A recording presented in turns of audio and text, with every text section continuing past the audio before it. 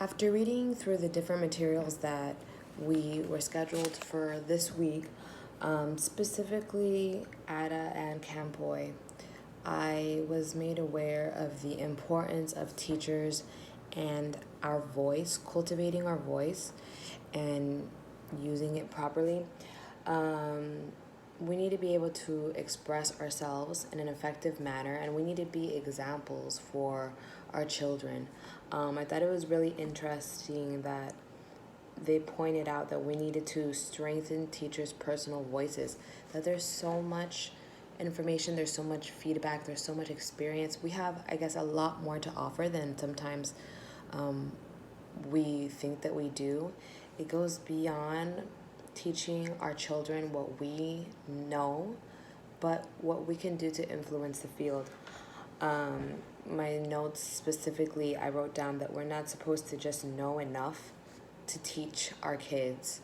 I think, like, for example, I personally am bad at math, and so I would think, like, man, if I needed to be a math teacher, I would have to know, like, all these things that are in the curriculum. But no, we're supposed to know more than that. We're supposed to go above and beyond. We can't allow our children's limits to be our own limits, because then how are we going to teach them to be limitless?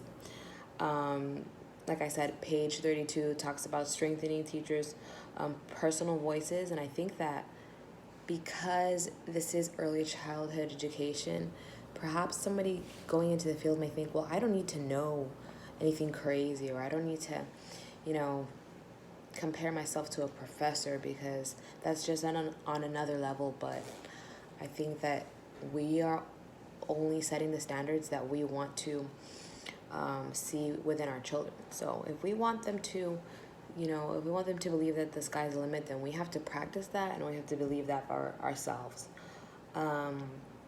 In regards to the text about models of bilingual education and associated terms, I think it was important for me to learn the term, specifically additive bilingualism and subtractive bilingualism, and just understanding the differences between those two terms.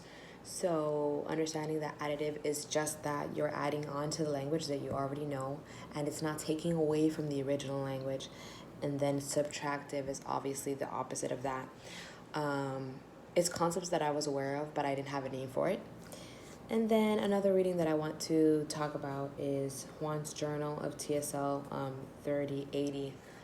I think it's coming from South Florida. I'm sure many of our classmates can relate to having English being a second language, and just listening and reading to his feedback that he provided for the assessments that he did for the two young ladies. I believe they were from China. Their parents are from China. They were born here in Miami.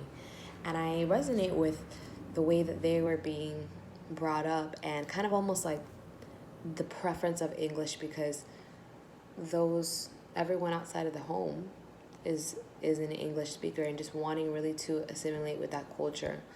But also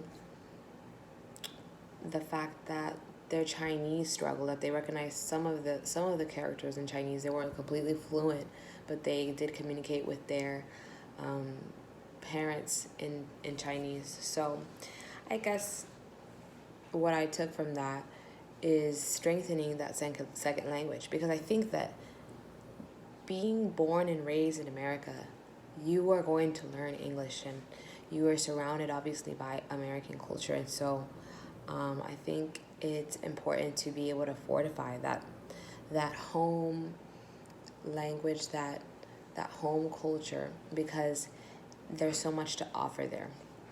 And that is all. Thank you.